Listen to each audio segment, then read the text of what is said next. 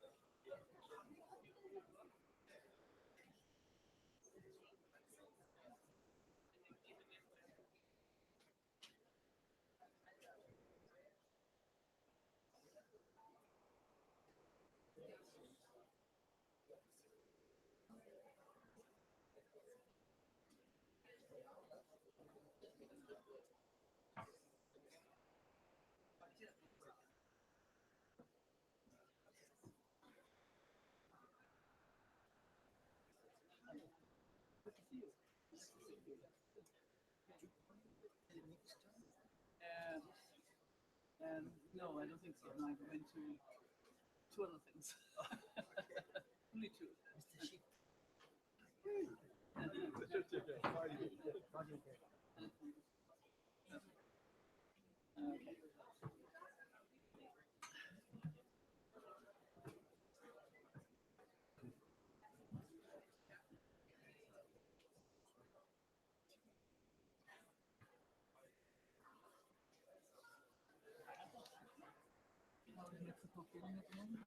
Oh,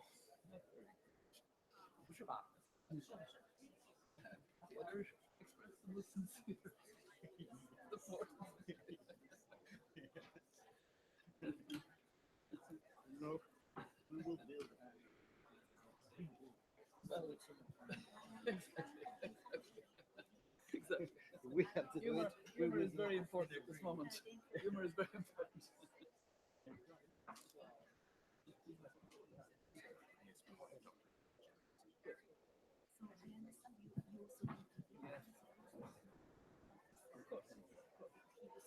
course. And do we have translation?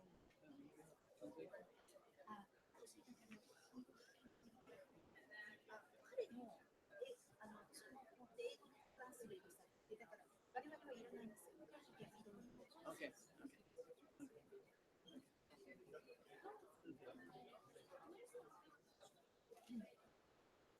Gustavo Garcia. いや、いいです、それで。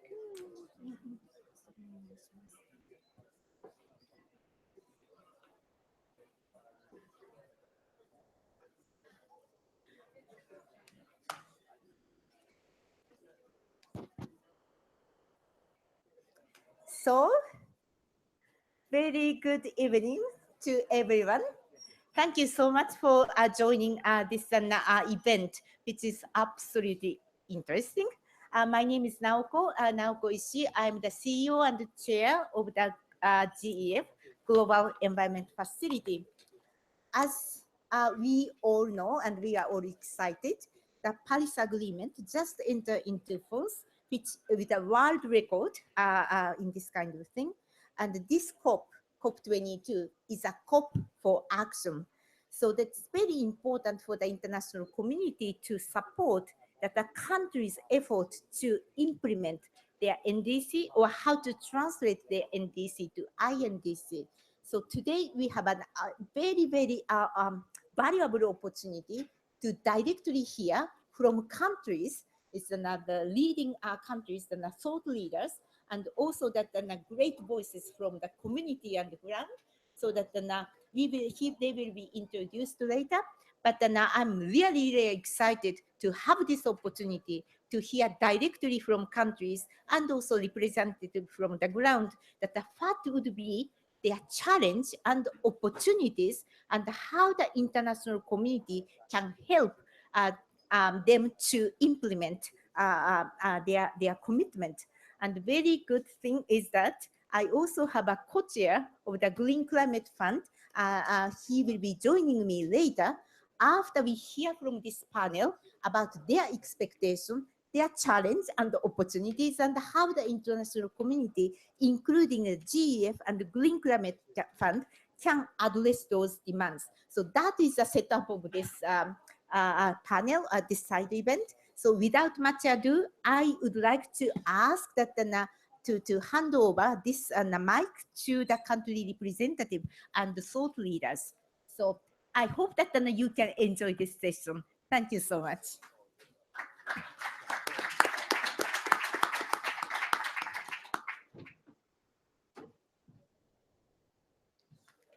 Good evening. Thank you very much, Naoko, for the introduction. My role here is to keep the program going. My name is Gustavo Fonseca. I'm the Director of Programs with the Global Environment Facility. We have a tremendously powerful, distinguished panel before us tonight, and I hope you enjoy this discussion. Our first panelist is Minister Xi from China. Mr. Xi is China's Special Representative for Climate Change.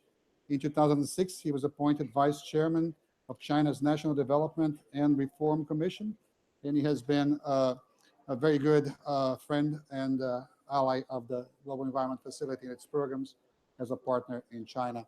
Minister Xi, the word is with you.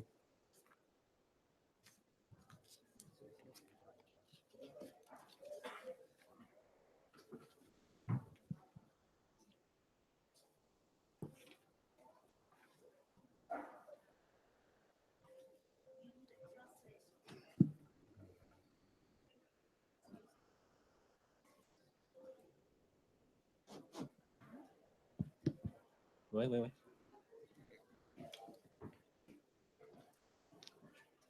谢谢主持人，大家好，非常高兴参加今天晚上的编会。Well, thank you. Good evening, everyone. It's my great pleasure to attend tonight's side event. 这次编会呢，主要是讨论各国对气候资金机制的需求，对加强气候资金机制建设、推动落实巴黎协定，非常有意义。Well, tonight's GEF side event mainly focus on the needs of the countries on the climate financial mechanisms, which is quite meaningful in enhancing the building of the climate financial mechanism as well as to promote the implementation of the Paris Agreement. 今年是 GEF 成立25周年。过去的25年，中国与 GEF 开展了富有成效的合作，其中 GEF 支持中国开展了第2次、第3次国家信息通报能力建设的项目，和通过国际合作促进中国清洁绿色低碳城市的发展项目，有力地提高了中国履行气候公约的能力。Well, this year marks the 25th anniversary of the foundation of the GEF. And in the past 25 years, China has carried out a very effective cooperation with GEF, and among which GEF supported China to carry out its second and its third national communication capacity building project, as well as the project of promoting China's clean, green, and low carbon urban development through international cooperation, which effectively help China to improve its capability of implementing the United Nations Convention on Climate Change. 也推动了中国结合自己的国情和国家可持续发展战略，有效地落实应对气候变化的政策与行动目标，为减缓全球气候变化做出了贡献。Well, such cooperation also helped China to effectively implement its policies and actions as well as targets in addressing climate change by combining its national circumstances with its national sustainable development strategy and policies, and made a contribution to the global efforts in addressing climate change. 这是我讲呢，在气候变化这个领域，我到国家发改委之后，和 GEF 的合作。其实，过去我在中国当环境部长的时候，和 GEF 就有非常好的合作。GEF 对中国的环境保护、可持续发展给予了很多支持。Well, this is mainly on the collaboration between China and the GEF in the area of climate change. After I worked in the National Development Reform Commission, but before that, GEF has a long-standing cooperation with China in the area of environmental protection. GEF helped China to protect its environment and achieve sustainable development. 应该说，中国在利用 GEF 资金，在与可持续发展相关的体制机制的创新、法规政策的制定、人员能力建设的提升等各个方面先行先试，取得良好的效果，也可以为其他发展中国家开展 GEF 活动提供一些支持和帮助。So it's fair to say that China is taking the lead in terms of using the financial resources provided by GEF to improve its capacities in terms of the innovation of mechanisms on related to sustainable development, the policy making, and the the development of laws and regulations in these areas, as well as the improvement of the capacity of personnel.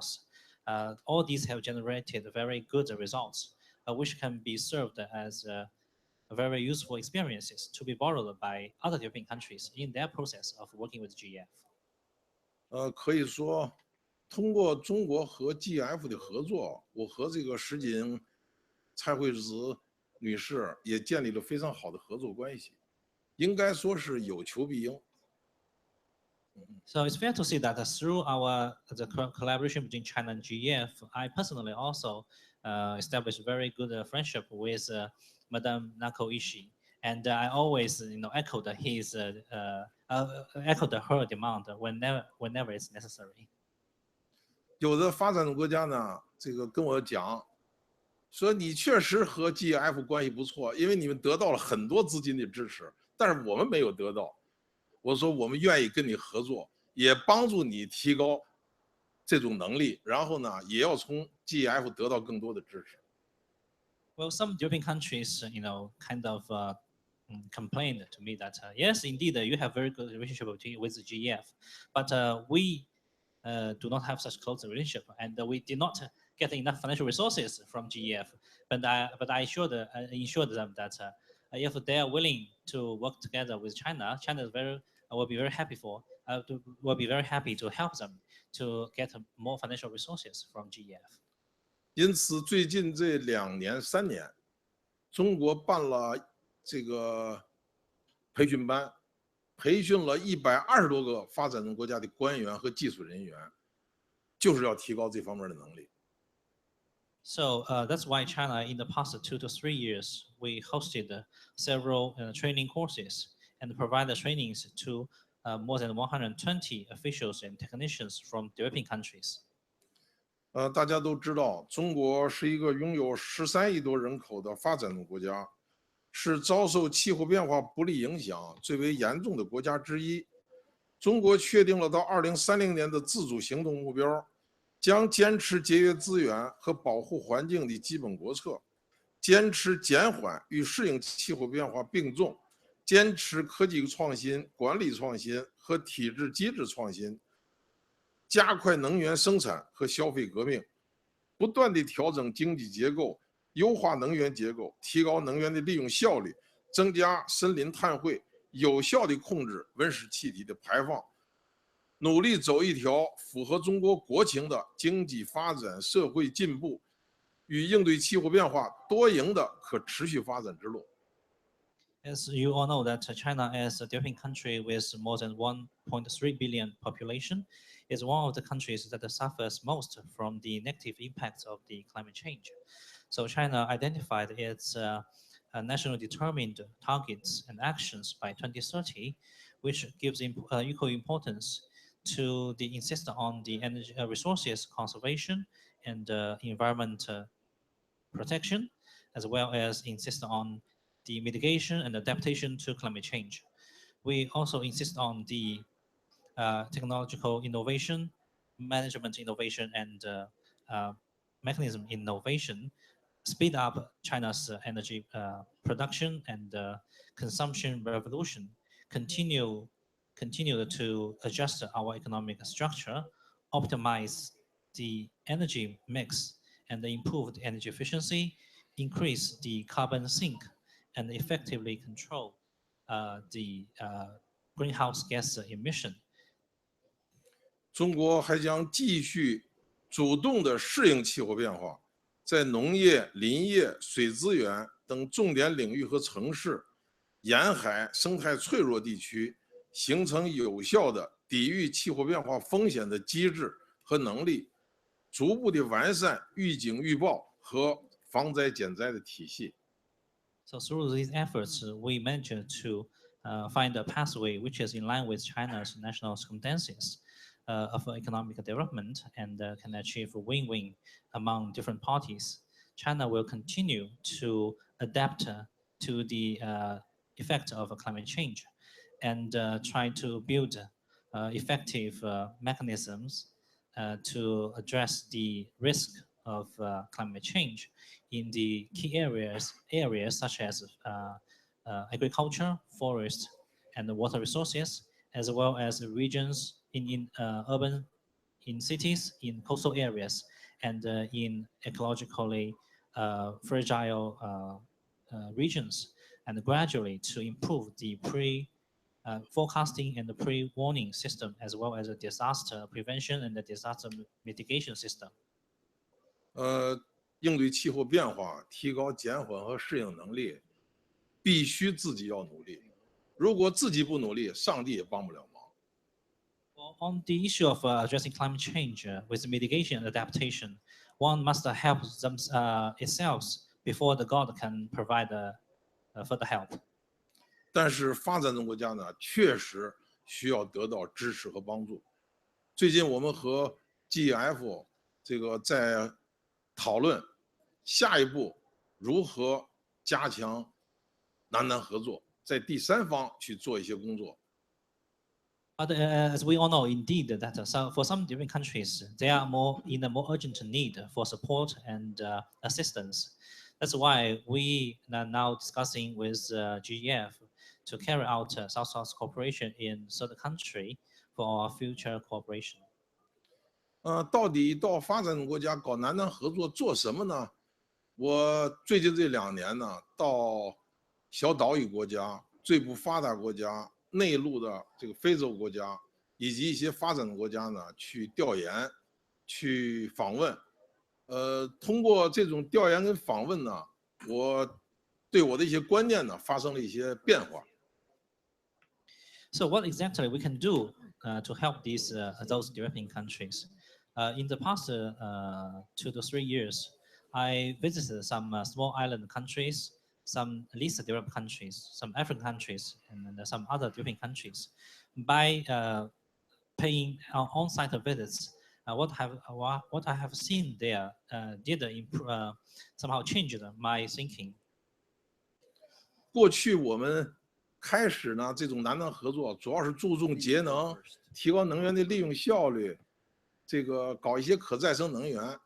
但是我通过这种调研之后呢，观念发生了一些变化。我想呢，发展中国家非常需要提高它的适应能力。In the past, when we are working on the South-South cooperation, we mainly focus on the energy efficiency, energy conservation, and the development of renewable energy. But through my visit to those developing countries, I think what is most urgent need for the developing countries is their capacity of adaptation. 比如说，我到了一个小岛屿国家，一场飓风之后，这个国家的主导产业损失了90%以上。For example, for a small island country I visited, a single hurricane can cause a loss or can cause a damage of over 90% of the country's dominant industry. 我到了一个亚洲的发展中国家，一场大雨，这个国家的一个很大的一个城市，3天被泡在雨水里边，所有的道路那个基本上都被水泡了，都被水淹了。And for a developing country in the Asia region, which in a very big city, a single heavy rain can cause the waterlogging citywide for 3 days. 有的最不发达国家，电力能源短缺，就是它这个首都的最主要的街道，也就是总统府那条街都没有一个路灯。For some least developed countries, they are facing a shortage of power, and even for the lamps on the major streets in the capital, which is near the presidential house, there's no power. 有的国家老百姓连肚子都没有吃饱，谈何去减缓呢？所以他首先要解决发展问题、脱贫问题。For some countries, those people cannot even feed themselves. So there's no way for them to consider the issue of mitigation. So I think that development always is always the overriding priority for those countries. 有一个我们认为经济比较好的一个国家，我跟他们讨论透明度的问题。他们一个从国外留学回来的一个地方官员，他说我们现在没有这个能力搞这个信息搞统计、监测、考核这套体系，所以透明度如果不提高它的能力，透明度也无从谈起。And for a country which we believe are in good economic state, but when I try to discuss the issue of transparency with them, some local officials who used to study abroad told me that their country lacked those capacity and were not able to, to carry out statistics, data collection, and information, as well as verification. So there's no way for them to, to discuss the issue of transparency before they can improve their capacity in the first place. 所以因此我们认为呢，这个搞南南合作，首先帮助发展国家提高能力，第二呢，要帮助发展国家建立这种预警预报、减灾防灾的能力，适应对他们来说关系到生命财产的安全。So for developing countries, when we are carrying out South-South cooperation, I think the overall priority is to improve their capability of development. And secondly, is their capability of pre-warning and forecasting, as well as disaster mitigation and disaster prevention. So adaptation is the overriding priority for them. 最后就资金机制谈3点建议。And lastly, I would like to make a few three proposals or suggestions regarding the financial mechanism. 第一呢，要坚持公约资金机制的主渠道地位。First, that the financial mechanism under the convention should continue to serve as a major channel. 第二，要确保资金机制各个实体获得充分的可持续的资金支持。And secondly, we must make sure that those operation bodies under the financial mechanism can have sufficient and sustainable financial support. 第三，要提高公约资金机制运营实体的效率。And thirdly, we must improve the efficiency of those operation bodies under the convention's financial mechanism. 这3点建议呢，因为时间的关系，我就不展开讲了。I'm not going to elaborate in details regarding these three ideas because of the limit of time. 谢谢大家。Thank you very much.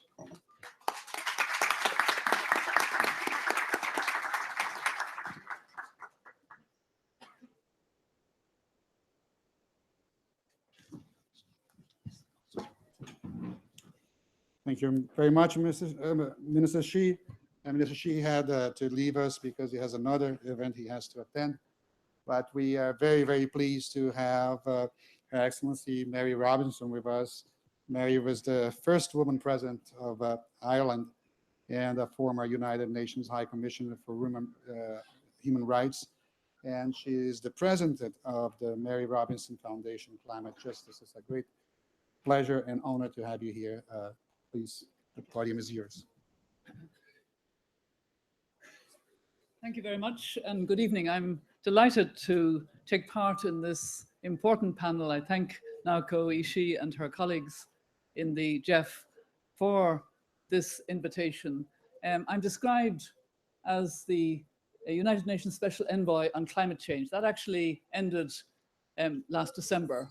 I was from July 2014 and now I have a mandate on El Nino and climate. But actually, it's that earlier mandate that I want to draw on for the experience that it gave me. Because when I was appointed by the Secretary General to that mandate, he said, building on her work on climate justice, I'm appointing her. And of course, that meant that I had to have a particular focus on the least developed countries, the small island developing states. And I had to listen and learn, because I was not, and I'm not still, I think, an expert on climate finance. But I have learned important lessons that I just want to share briefly with you. I've learned that vulnerable countries need to be able to access adequate funding to deliver the Sustainable Development Goals and climate action simultaneously. The 2030 Agenda for Sustainable Development and the Paris Agreement are inextricably linked, as we know. both require unprecedented levels of resources, moving from the billions to the trillions of dollars. Climate finance is an enabler of climate action, and countries with the capacity to do so must accelerate the provision of climate finance whilst protecting and increasing their aid budgets to enable pro-poor, low-carbon and climate-resilient development in all countries.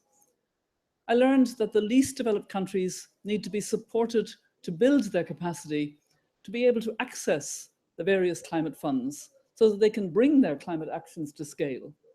At present, the processes are complex and require support, but the days of flying in consultants to prepare project proposals must end, and we have to invest in long-term capacity building at the country level.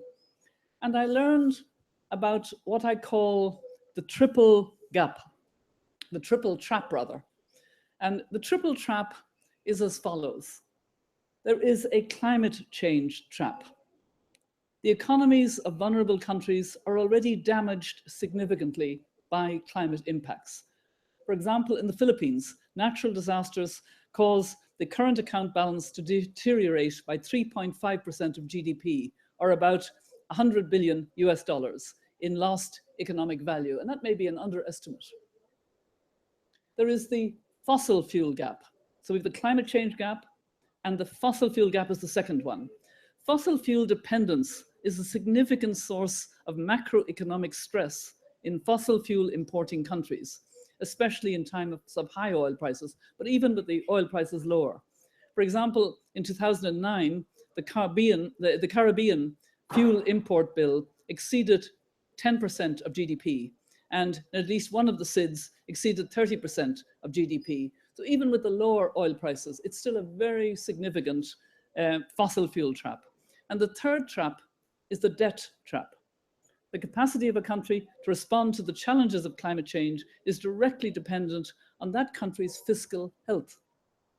According to the IMF, out of 67 low-income countries, 55 are either at moderate risk of debt distress, high risk of debt distress, or in the case of 3 countries, already in debt distress. So this is a very significant factor.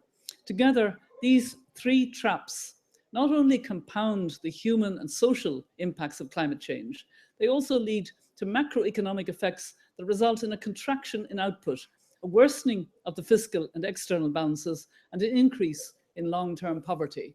So that's a kind of reality that we need to take into account. So commitments to provide climate finance must be delivered, and funds must be accessible to the most vulnerable countries. Appropriate financing is critical to enable vulnerable countries to deliver the ambitious actions that they set out in their own now NDCs. We don't call them INDCs anymore, they're NDCs. Delivering the US $100 billion per annum by 2020 is an important component of the finance needed.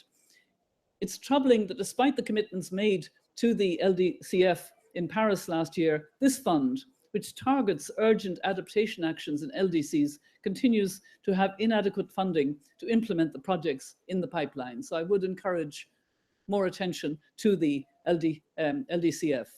We must be open, transparent, and inclusive in defining what constitutes climate finance. The work of the APA to develop new modalities for transparency of action and support can help to build trust and improve predictability.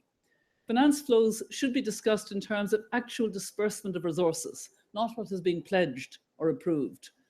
Shockingly, recent research by IIED shows that only 8% of the international public finance committed up to 2015 has actually been dispersed.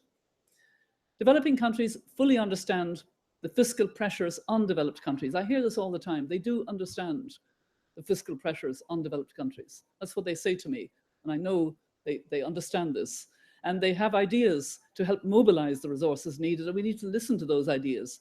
These ideas need to be listened to and carefully considered. The Standing Committee on Finance can play an important role in sharing these ideas and developing proposals to take them forward. To be effective, climate finance must reach the communities that need it most so that they can prioritize it to deliver solutions on the ground. And IIED estimates that only 11% of the climate finance dispersed in 2013 to 2015, or $1.6 billion US flowed to the local area. I was delighted, Naoko, that you came to the Development and Climate Days yesterday, because this was a lot about how communities themselves can become more resilient and be part of the solution. And of course, as you would expect me to say, as I will always say, as I need to say, as it needs to be said, climate finance needs to reach women. Analysis of the OECD reveals that in 2013, 29% of DAC members' bilateral aid to climate change targeted gender equality, representing a total of US $6.9 billion. Just 3% of aid to climate change targeted gender equality as a principal objective, while 26% targeted gender equality as a secondary objective. So again, we're not there with the targets that we need. And ultimately, the only point I would make as a human rights person, as somebody very concerned about gender equality, as somebody who's learned more about the triple trap and the needs of developing countries, least developed countries, and small island developing states, is that delivering on climate finance commitments is imperative to maintaining trust in the UNFCCC process and delivering the Paris ambition. So if we want to move forward in the way that the Paris Agreement wanted us to move forward, the way that the SDGs want us to move, that whole ambitious agenda of 2015, we have to build the trust. And it is climate finance that will build the trust. So I'm very happy to have this opportunity to speak. Thank you.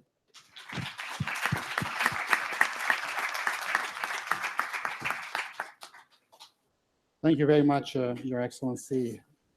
Our next speaker is Tosi Mipano. Tosi is a senior climate negotiator for the Democratic Republic of Congo in the Ministry of Foreign Affairs, and Tosi also chaired the least developed countries group during the Paris Climate Change Conference, and he's also a member of the Green Climate Fund board.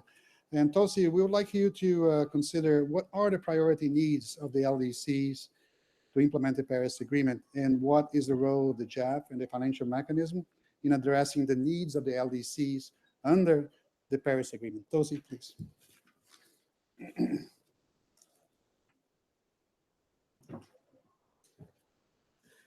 Thank you very much. I must say it's an honor to be part of such a high-level panel. I'm not used to this. And be careful, because I may actually like it. Just to say that thank you, Naoko, for inviting me. And really, after hearing Mary Robinson, I feel like I don't have anything more to say, because she really touched upon all essential issues for the LDCs. But let me try to bring a contribution to this discussion. I'd like to thank you for this opportunity to speak on this panel. And I will try to reflect on the least developed countries' perspective. LDC's special circumstances and capacity constraints have been recognized in the Paris Agreement at different levels. Provisions for flexibility were included and will be elaborated further in the transparency framework. Financial institutions serving the Paris Agreement have been requested to give priority to LDCs in accessing resources and providing readiness support. The Paris Agreement reads in its Article 9.9, the institutions serving the agreement shall aim to ensure efficient access to financial resources through simplified approval procedures and enhanced readiness support for developing countries parties, in particular for LDCs and SIDS. The accompanying decision to the Paris Agreement in its paragraph 64 urges the institutions serving the agreement to enhance the coordination delivery of resources to support country-driven strategies through simplified and efficient application and approval procedures, and through continued readiness support to developing country parties, including LDCs and SIDS. Therefore, the answer to the questions which have been put in front of me, it's clear to me: access to financial resources. But let me unpack what access means. We use it as a key word, but does everybody realize the range of issues covered by it? Accessing resources implies building capacity upstream and downstream of the project approval process. Those different stages cannot be treated in isolation. Each poses its own set of challenges for LDCs. LDCs need to build lasting capacities, and Mary mentioned consultant being flown in and flown out of the country. So LDCs need to build lasting capacities across the board and throughout the different stages of the funding approval process to avoid bottlenecks. LDCs need financial and technical support for a number of activities, such as development of plans and strategies for adaptation and mitigation, translating those plans into bankable and impactful projects that meet the investment criteria of the financing institution, financial engineering, especially when it comes to using new financial instruments, enhance the science basis of our projects, especially for adaptation, vulnerability assessment, data collection, feasibility and impact studies, capacity building, enhancing the environment for technology development and transfer, and for innovation, experience and knowledge sharing. Finally, development of national transparency frameworks. The LDCs that I'm representing now have national climate change strategies and plan. Throughout the years, we've worked on many of the acronyms that you know, which are NAPAs, NAPS, NDCs, NAMAs, and I will translate for some of you. NAPAs, National Adaptation Programs of Action, which identify our short-term adaptation needs. NDCs, National Determined Contribution, which, like Mary said, used to be intended, but after the entry into force of Paris, there's no more intention. It's about implementation and implementing those nationally determined contribution. NAMAs, nationally appropriated mitigation action, and of course NAPS, or national adaptation plans. Our NAPAs have been awaiting financing for years now, and some are frankly already in need to be updated. The lack of adequate and predictable resources in the financial mechanism of the convention, particularly in the least developed countries fund, is very concerning.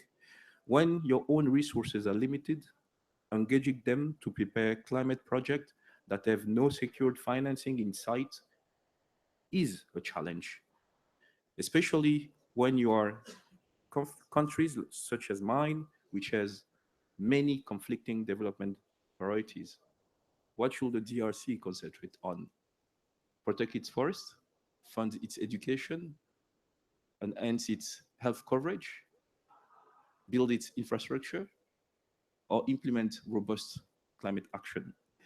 For instance, a total of 32 NAPA implementation project proposals have been submitted by LDCs, and they have been technically cleared by the GEF Secretariat. Unfortunately, they're currently awaiting the availability of resources from the LDCF. You can easily understand the frustration and discouragement of many LDCs that those projects designed to address urgent needs, not midterm, long-term ones, urgent needs, have been gathering dust on the shelves for years.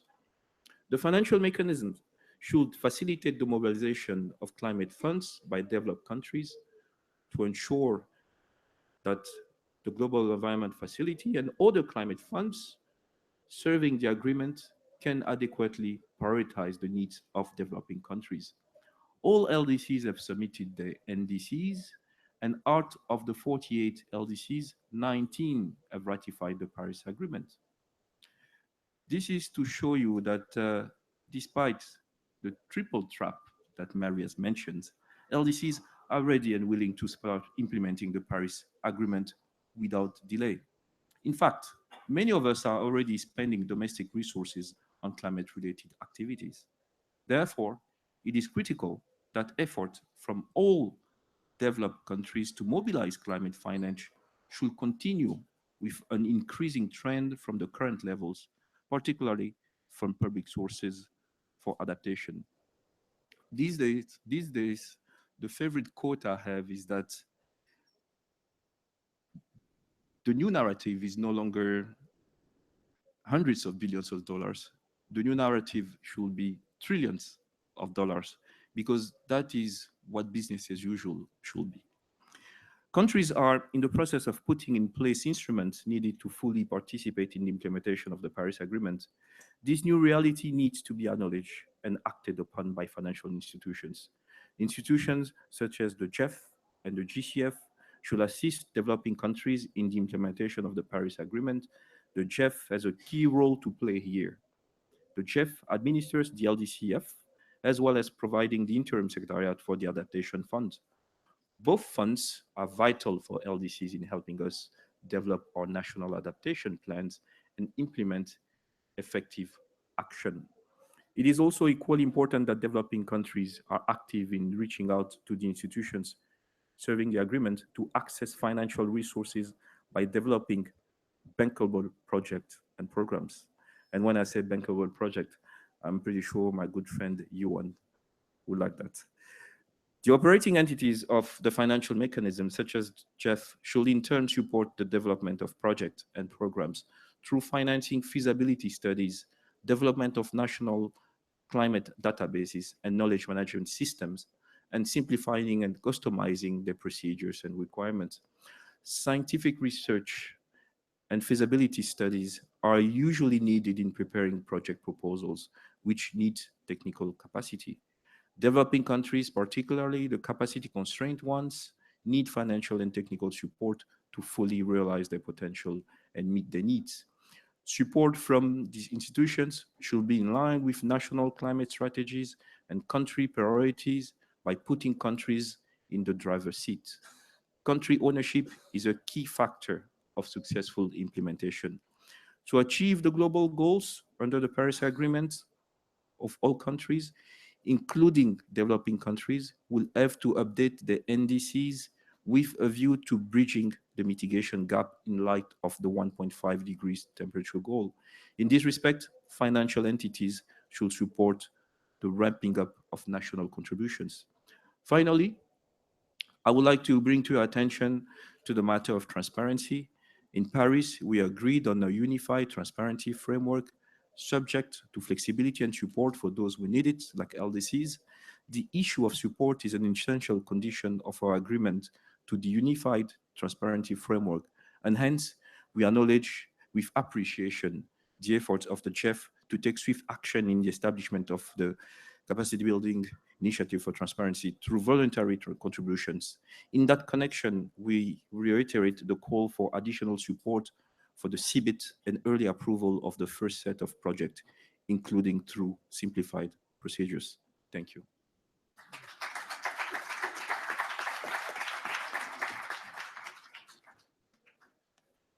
Thank you very much, Tosi.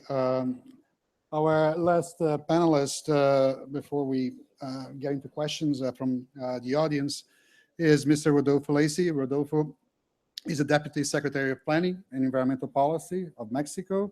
And among his many public service positions, he has been the head of advisors of the Minister of Environment and Natural Resources in Mexico and the General Director of the Prevention and Control of Environmental Pollution in the Mexico City government. And Rodolfo, what are the Mexican priorities to address global environmental issues in an integrated manner? And also, where do you see the links between the Paris Agreement and broader global concerns such as forests, biodiversity, oceans, desertification, chemicals, including mercury? And what can the GEF do to help Mexico support this integration between national development and global benefits?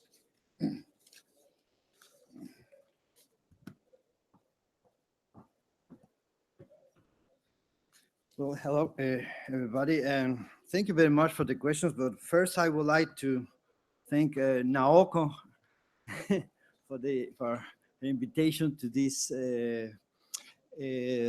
gathering, because we are here with the GEF community, no, la comunidad del GEF, as we said in Spanish, and we are pleased to share with you some of our experiences, but not only the Mexican experiences regarding these specific questions, but also the Latin American experiences, and in many developing countries we have the same answers for these questions.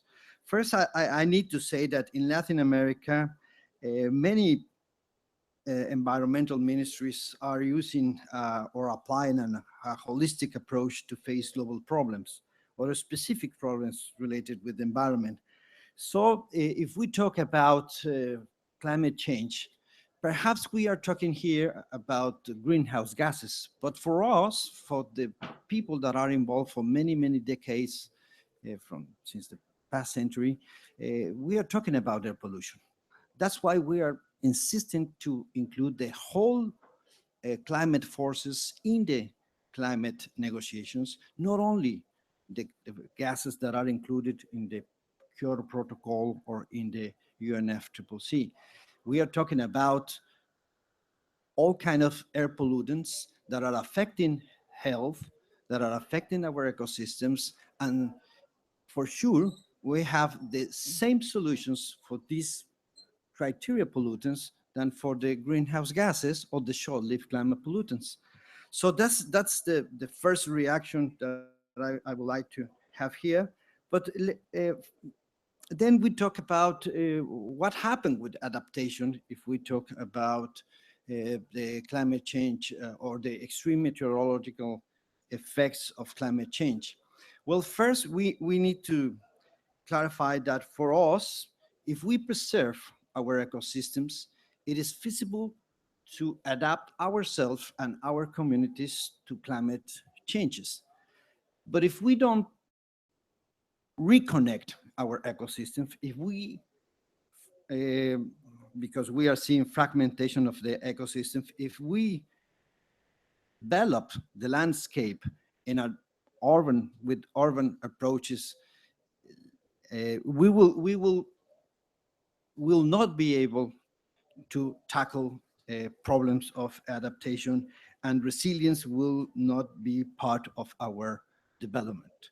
So in order to have a resilient community, a resilient ecosystems, we must connect again our cities, our communities with nature.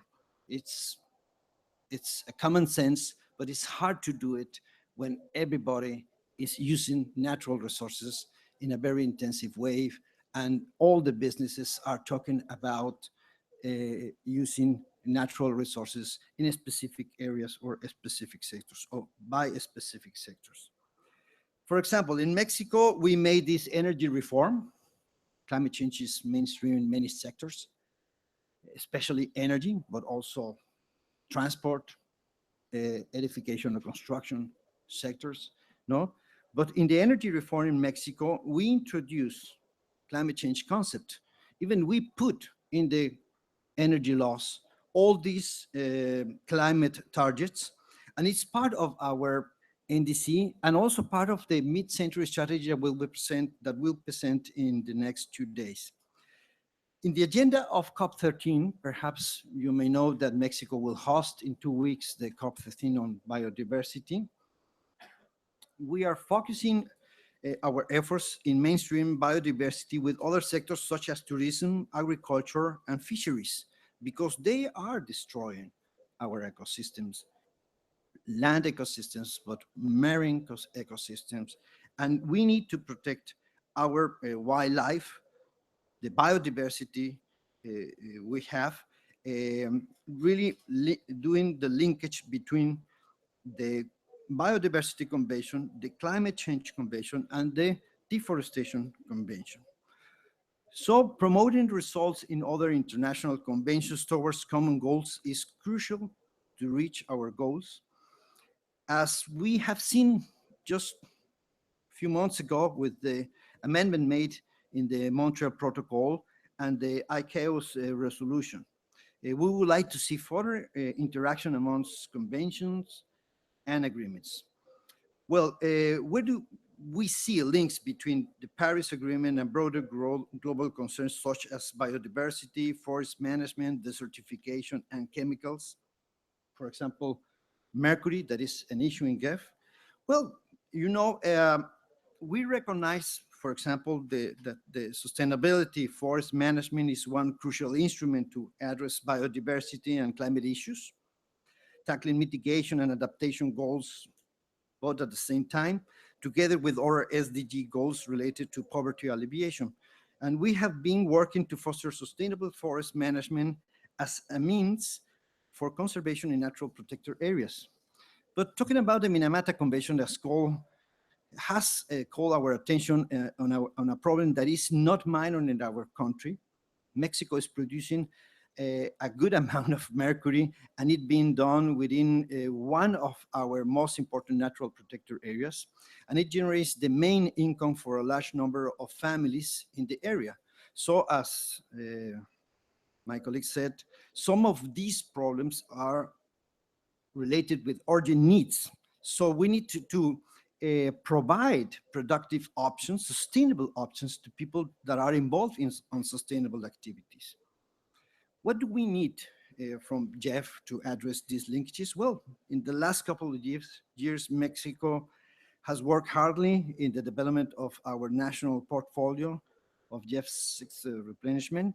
And the nature of this portfolio has been based in projects that address environmental issues in a comprehensive way. Recently, our largest program in GEF that connects all the starts and some of non-starts resources is targeted to develop sustainable productive landscapes, connectivity areas that are sustainable, resilient, low carbon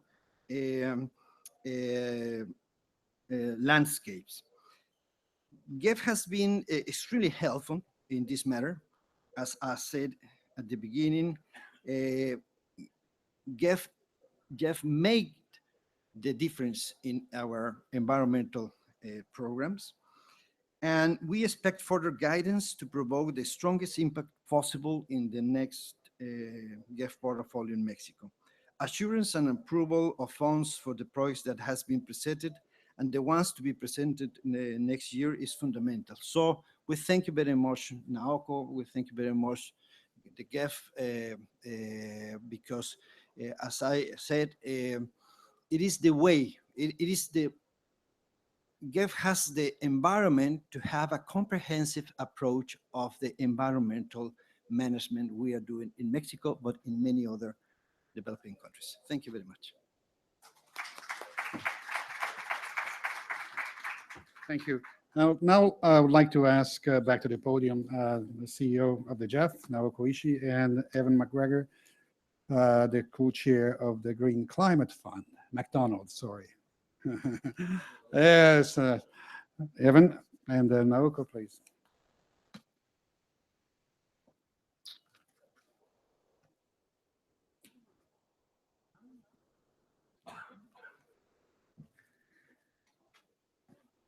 With that, we would like to hear some reflections from the financial mechanism, from the GCF and the GEF.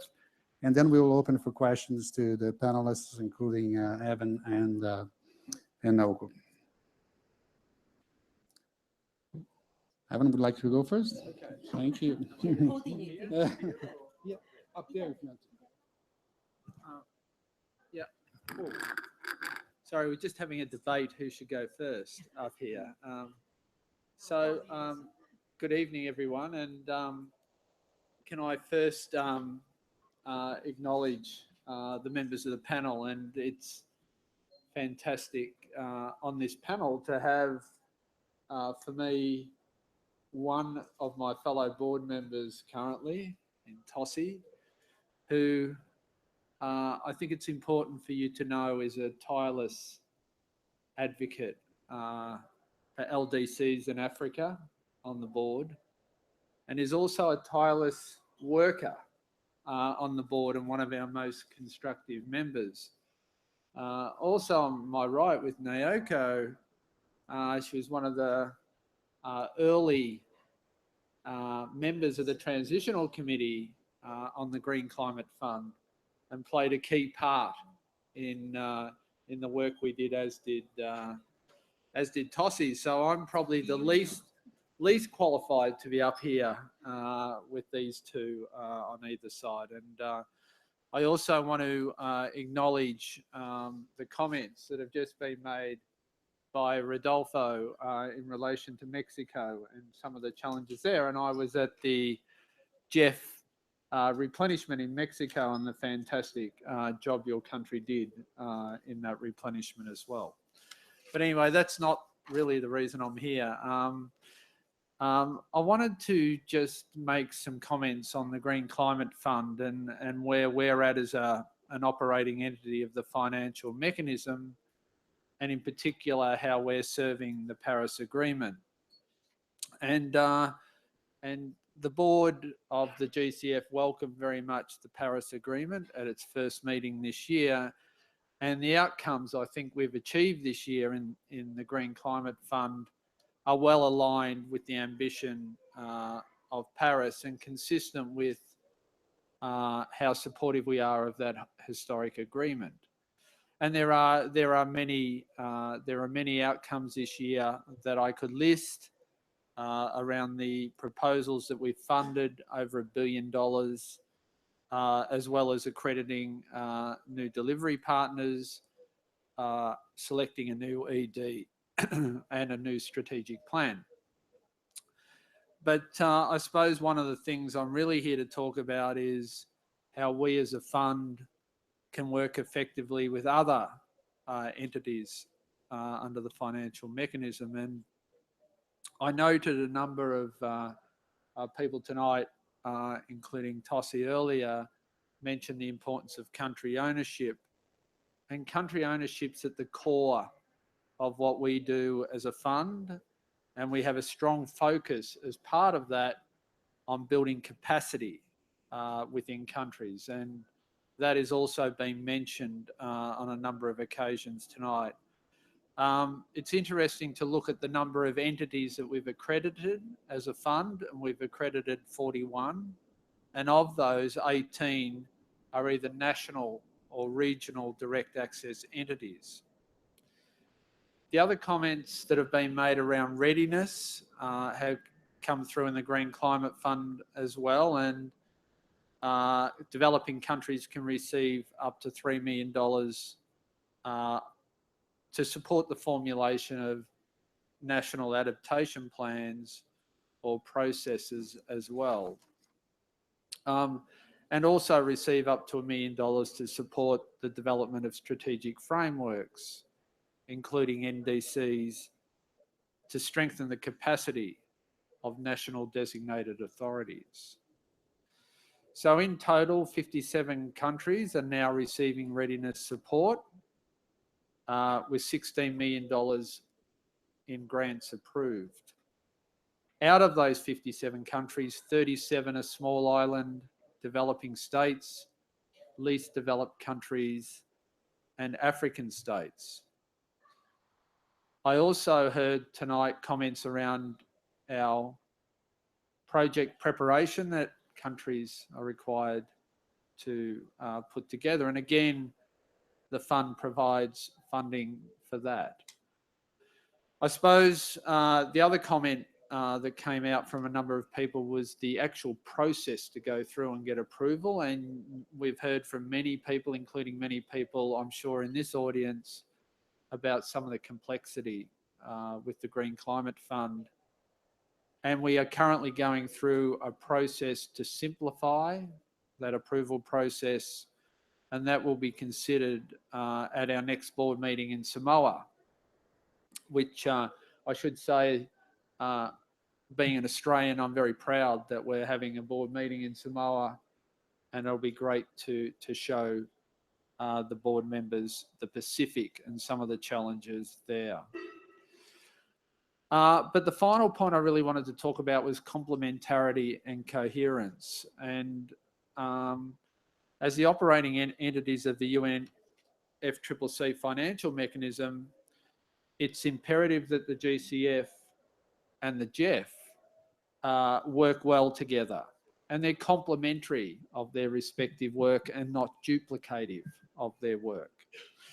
And it makes sense for the GEF and the GCF to engage with other climate finance delivery channels, for example, the CIFs, the Climate Investment Funds, the Adaptation Fund, or the MDBs, the multilateral development banks, to ensure we are all working in concert. And with this in mind, at B13, the board took a decision, complementarity and coherence, and the decision had two core components to it. The first one was establishment of an annual dialogue between climate finance delivery channels. And the second was undertaking to develop an operational framework on complementarity and coherence. So the first annual dialogue will be held in the margins of the first board meeting in 2017. And it'll involve representatives from a range of delivery channels, not only the GEF in terms of its important involvement, but also the CIFs, the Adaptation Fund, Least Developed Countries Fund, the UN agencies, and the MDBs. So we'll be looking to have that dialogue in the margins of the first meeting. And the aim of that dialogue is for us to work together to enhance complementarity and coherence. And not to do that at the high level, but to do that at the activity level. So to make it real for people what we're actually talking about.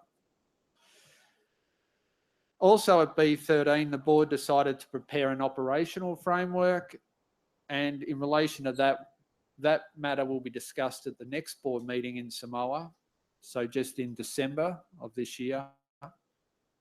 Also decided that that would have the following key elements. It would provide board level discussions on fund to fund arrangements. It will also talk about enhancing complementarity at the activity level and also promotion of coherence at the national program level. So in summary, we've heard very much the need for greater complementarity and coherence between the GCF and other funds. We are very much looking forward to working closely with Naoko and the GEF and the board members of the GEF and everyone who's involved in the GEF with the GCF for us next year to really progress that area of complementarity and coherence. So thank you.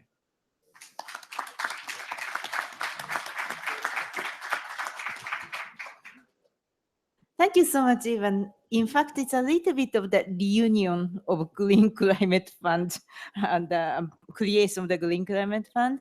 Actually, that was me and Ivan, a member of the transition committee. We actually spent a lot of days and nights together to create the GCF. So we have quite a common and shared interest and the objective to make that fund really achieve their original objective.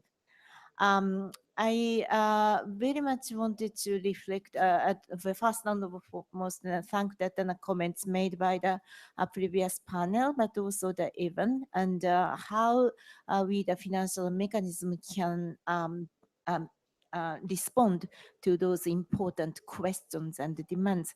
Let me just quickly go through what I hear and how we want to respond. First part is actually more like an my question may be more of the GEF, but also I want to talk about the complementarity issue too. First, what I hear, maybe in general, but maybe for the GEF, is say the efficiency question. And on that one, we have been really putting a lot of efforts to streamline the procedure and then broadening the understanding. So it's an ongoing exercise. I think we have made some progress, but then we want to continue to work on that. But another big thing that I agenda item I have continuously hearing is the capacity issue. It was that Mary Robinson, the Toast, and then emphasized the importance of capacity. It's not only a short-term thing, but a long-lasting capacity building. That's what I hear, and clearly there are a few levels of that.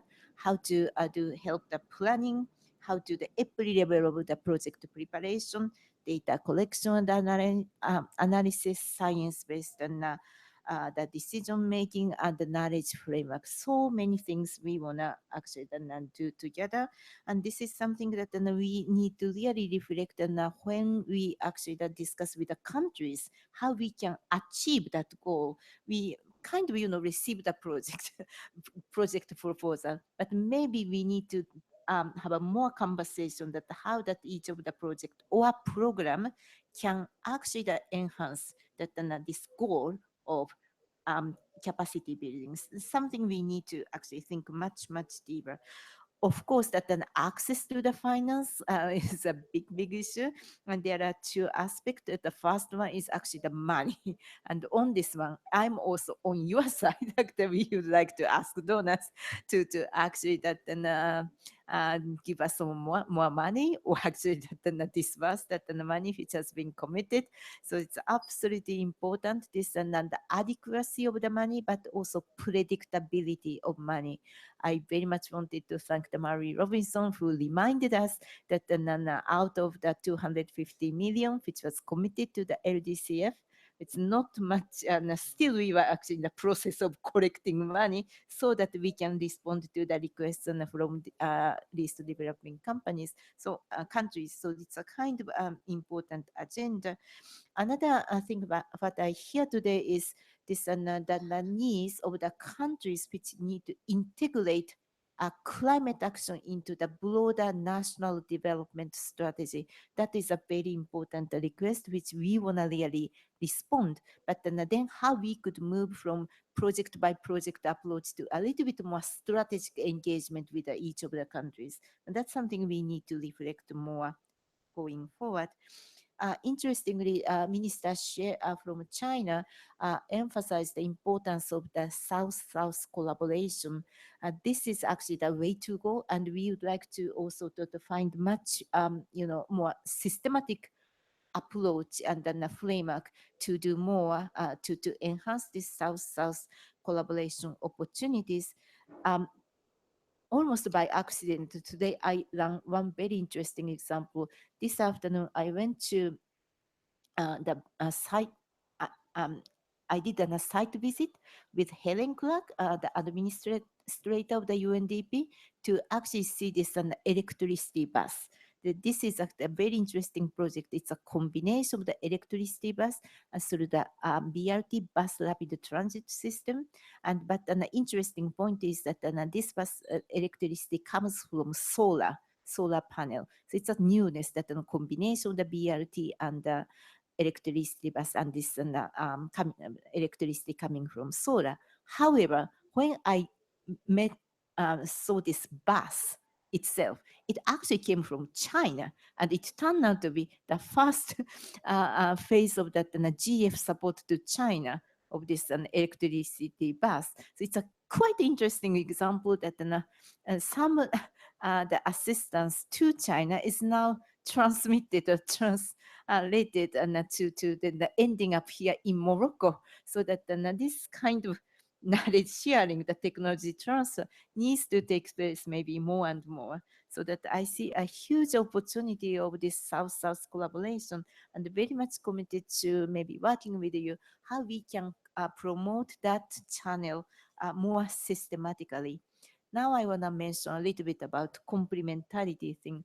Even today from this panel, we hear this complexity of the access and where the countries need to go or can go, that how to map this and sources of the climate finance. And here, I'm very happy that the GCF and the GEF have found a way to explore the complementarity more and more.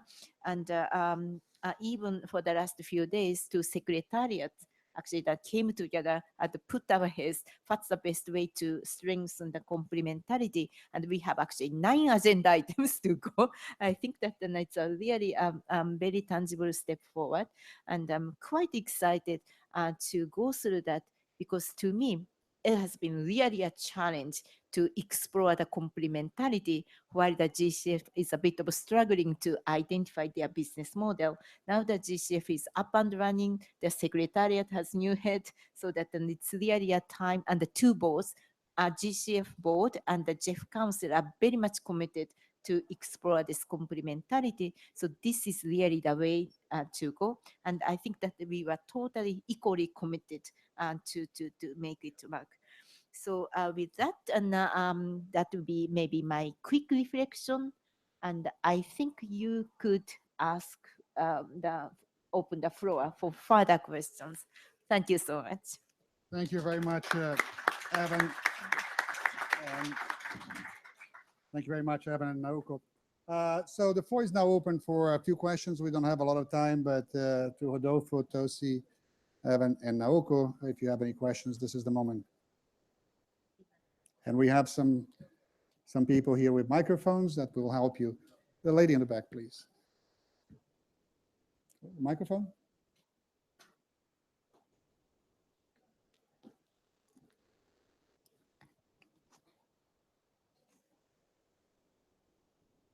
Thank you so much for the panelists for their presentations. My question is related to what Mary has mentioned earlier, which is the triple. Could you tell your name? And yeah, my name is Dayina Sheger from Mauritania, and I'm here representing the civil society working to mitigate and adapt to climate change in my country. So my question is regarding what Mary has said before she had left, the triple traps that she mentioned regarding the economy. Also the adaptation includes a fossil fuel, transition from a fossil fuel based economy to a renewable energy economy includes some side effects. And she also mentioned the debt that many developing countries are suffering from. Another thing that I would like to add is that the global financing regarding climate change always goes through a long procedure. And we are now entering into a new mindset, let's say, of action oriented. So my question to both funds would be, how do you intend to answer these traps or mitigate these traps in your action plan? And also, is there a step that you are like to go and maybe be present in these countries and deal one-to-one with people with interest in jumping into the action? I mean, civil society, for instance, entrepreneurs, and go straight on the land and be part of channeling it through an office, let's say, in these developing countries, instead of going through a long time consuming procedure, which is a hurdle, let's say, for many people. Thank you. Thank you very much. We'll take one or another question before we open to the panelists, if we have it. Yes, please. Your name? Thank you. My name is Cesar de las Casas, Executive Director of the Amazonian Cooperation Treaty Organization. Many thanks for your presentations. I am interested in hearing about the role of the regional organizations, particularly regarding the subject of complementarity between different funds, and taking into account the role I think the regional organizations can play in helping countries to incorporate into their own policies all these ways to get the money, to reach the funds.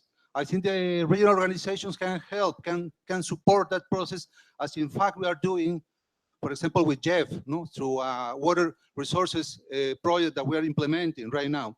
That's the issue I wanted to ask. Thank you. Thank you very much. And one more question? If not, so we have a regional organization for the Treaty of the Amazon Basin. So it's regional organizations. Exactly. So we have two questions from colleagues from Mauritania and from OCTA, the Amazonian Treaty Organization. And they touch on basically three basic points. The first is how to avoid and overcome the triple trap that Mary Robinson presented here. And how can we start accelerating implementation by streamlining and reducing the transaction costs across the funds that we have available now to developing countries, civil society organizations, and private sector. And finally, what's the role of regional organizations in complementarity in particular, and how can they contribute to this effort, please?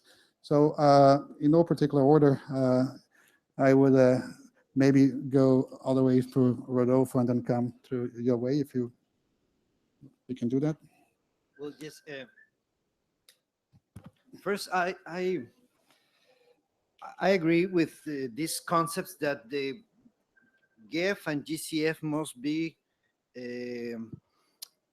two funds that help us through all these three environmental conventions we have in the United Nations.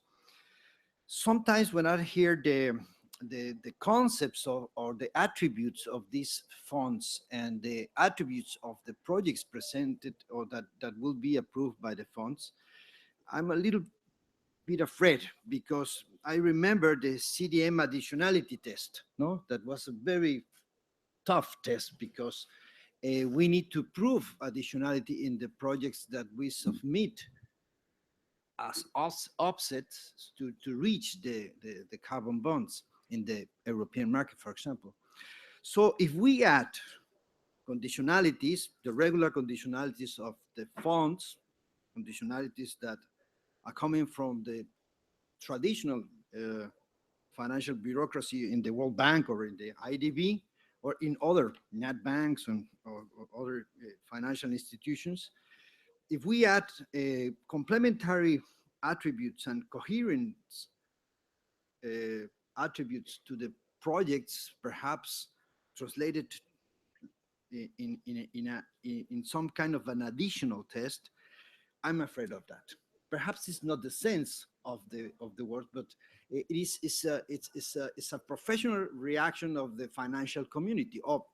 You have to have in your project a component on capacity building. You have to reduce real CO2 tons if you are presenting a mitigation project. You have to have very clear indicators for adaptation projects in order to prove that you are being more resilient to extreme weather events, for example. So there are many questions, and yes, how to reduce the transaction cost of the proposals that we will present in the near future related with our NDC goals. And accessibility is part of the problem, but also the transactional cost, because we need to hire experts. Perhaps in Mexico, we don't have problems to find some expert or specialist to prepare the documents that need to be prepared, but in less developed countries or in many other small countries in Latin America or in the developing world, it is hard to find those experts. And we need to think that we are in a very hasty situation if we talk climate change, for example, in the islands or in small countries that are affected by hurricanes every year, no, like in Central America or in the Caribbean region. So we need to think not only in the attributes of the financial mechanisms and procedures that we are designing to be more effective in GCF and GEF, but also we need to think in the necessities and the urgency needs of the people that are really affected by climate change problems. That's my general comments. Thank you, Rodolfo. Tosi, please. Yes, I think it is obvious to me that the GEF and the GCF have some complementary work to do. First of all, I think that on one side you have the GEF, which has some good track record, some good experience, some lesson learned, and then a pipeline of projects which unfortunately have no funding. And on the other side, you have a GCF institution which is more recent.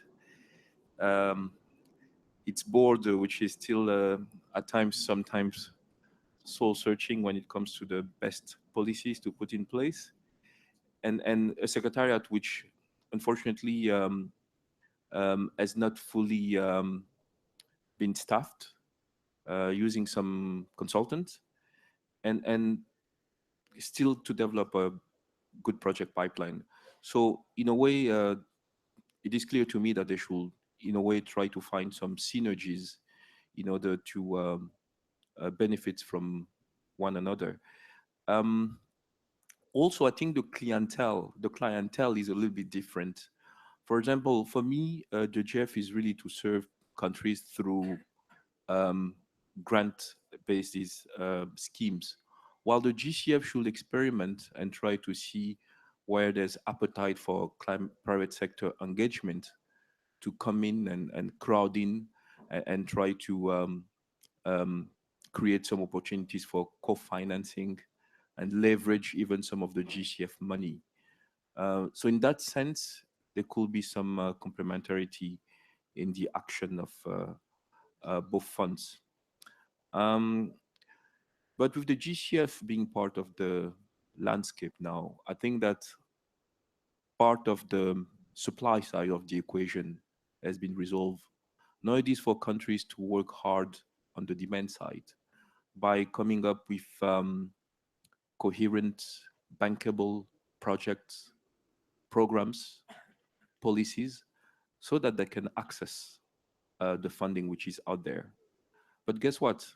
For them to come up with those bankable projects that can absorb the resources from the GCF, they need to strengthen capacity, which can happen through the GEF.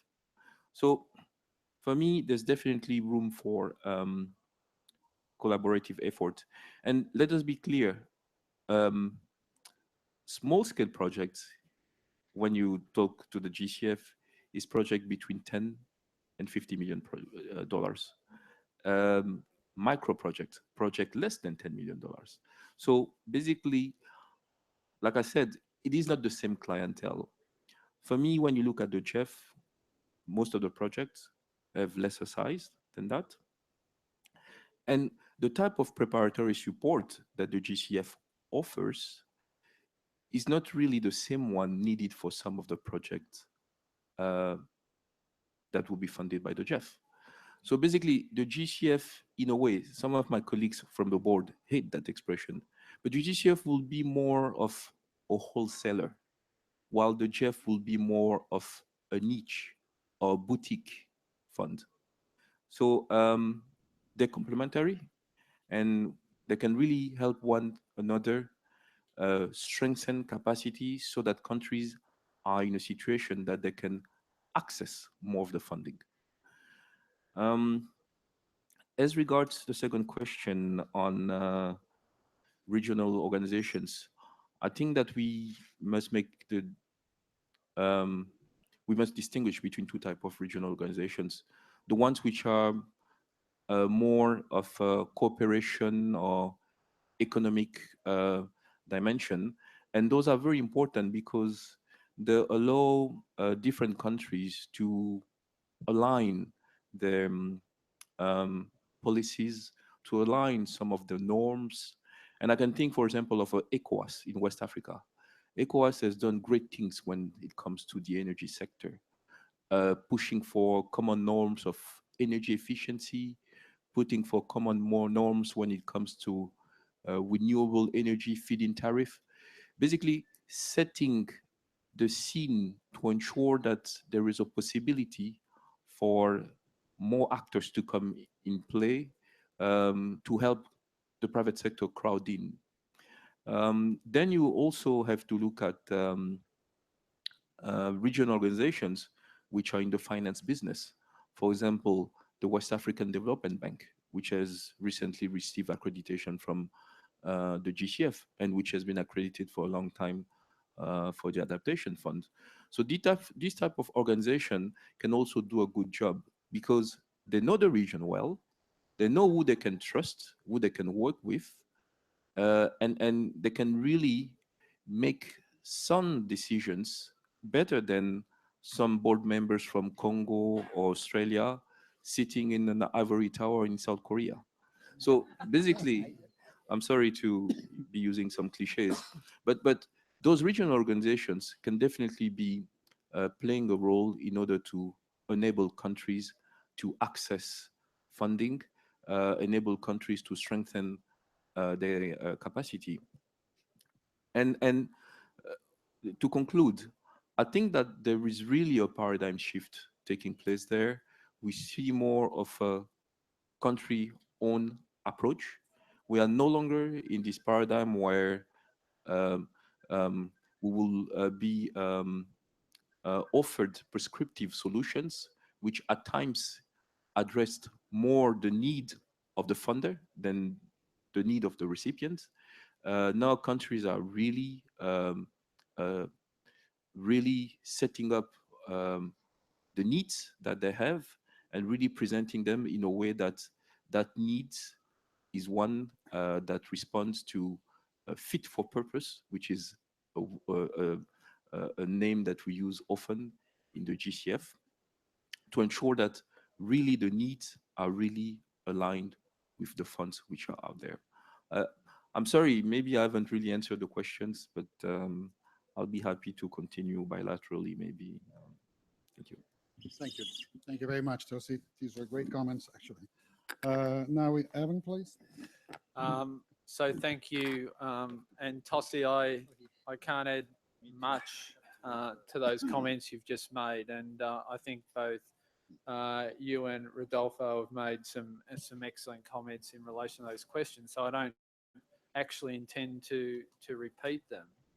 But I think there is some things that we, as a fund, besides the fact we're in an ivory tower, although I call it the green tower as Tosi goes, and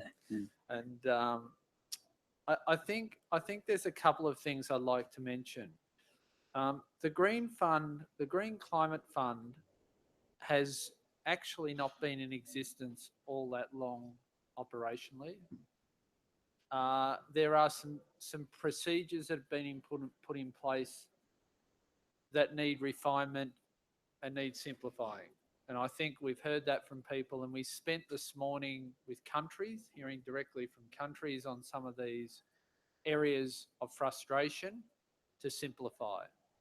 There was also discussion around communication and getting a better understanding within countries of how you access the fund, how you can be supported to access the fund, what the capacity building opportunities are. So I think that interaction between us as a fund and between the countries that are trying to access the fund and of course the accredited entities and the like are an important thing for us to consider. In terms of the funding as one of the traps, debt and the like that was talked about. Mary Robinson talked about the 3 agreements last year, and she didn't talk about the SDGs and the finance for development. She called it Agenda 2030 and then the Paris Agreement. And there's good reason for that. We cannot actually achieve what we need to achieve in climate or in development without the finance component. And that finance component requires trillions of dollars each year. So we've got to think about how we can use public funding most effectively to catalyse that private sector funding. Now, when you look at the GCF, and Naoko knows this very well from her time with the GCF, the private sector facility within that was an important aspect. Now, that already is leveraging 1 to 15 in terms of its funding. So in terms of the private sector, there's about $924 billion that's being leveraged. So there is great opportunity to leverage funding if we get this fund right. So as well as that, the public sector arm of the fund is also working effectively in terms of the way it's maximising the use of that public funding. So there's more we can do in this area, but it's a start. It's a good start for us. And the final thing I'd mention is this streamlining of activity. I think that is essential and also necessary in order for us to build the capacity that people are talking about as well. So, Naoko? Thank you. Thank you. It's on. It's on. You're right. Thank you, Ewan. I actually forgot to tell Tosh, so I need to catch up with him. That he asked this in a CBIT that he wants to see that the projects already project to be approved. Actually, we have already approved the projects. It's the first few set of the CBIT projects. So on that one, I actually would like to thank that several donors and their support, and also the recipient countries who got interested in and then submit the project proposal to us. So that's one point I just want to mention to you. On the issue of this complementarity and particularly actually our collaboration between GEF and GCF, I think that then also again the toss is left, but his kind of proposal of that how that GF's grant and maybe GCF's and maybe bigger amount of the maybe loans. You can also do the grant. That how we can explore the complementarity between these two funds is absolutely interesting. I think that there are many ways for actually for even for us to collaborate to that our grant money to be utilized for equity or guarantee or capacity building or funding the aggregation cost or funding the project preparation actually scaled up by GCF. So that there are many ways that even between the two funds can actually then come up with a project which can actually translate from billion to trillion. So I think it's absolutely important and for us to really understand the country's needs and then come up with a good proposal for actually to catalyze or leverage the private sector. But to leverage the private sector, we also need to work with the government, their policies and regulations, capacity building. That's why this, according to him, boutique fund and kind of wholesaler can be a very good complementarity way of going. So I'm really interested in and excited a lot of possibility we could explore, and which should answer to those questions posed by Mary about three, actually triple trap. I think there are quite a number of ways to respond to that. And I think one way to respond is this importance of longer term planning. You also mentioned this SDG or Agenda 2030 and then the climate agreement really have to come together. And I think that by working together, we could also help countries address that longer term planning issue. So again, many ways I think we could work together to help countries implement their NDCs and broader national development goals. Is that? Yes, thank you. Would like to. I actually would like to. May I conclude? Yes. I would like to conclude this session by thanking our fellow panelists. It's a quite an excellent panelist, and also that my long-term colleague and actually comrade Ewan McDonald, and then with him and with the GCF board and Jeff, we really want to work together to help countries achieve their longer term goal. I would like to thank everybody spending your night time with us. Thank you so much. We will get on the business. Thank you so much. And before you leave, if you want to spend more of your night with us, we have a reception right outside as you move around. There's some food and some drinks, and hopefully you can refresh yourself before you get into your night business. Thank you very much for being here. Thank you. is problem. Yeah, it's good. Thank you so much. No, thank you. No, no, thank you. And Uh, the very good remarks. Thank you very much, Evan. Thank you. Thanks Well for the done. stuff. That was well done.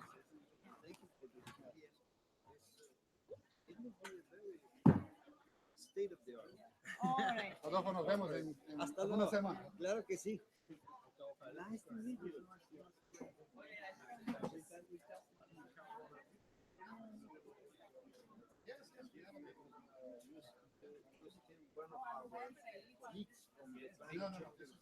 Carolina Fuentes.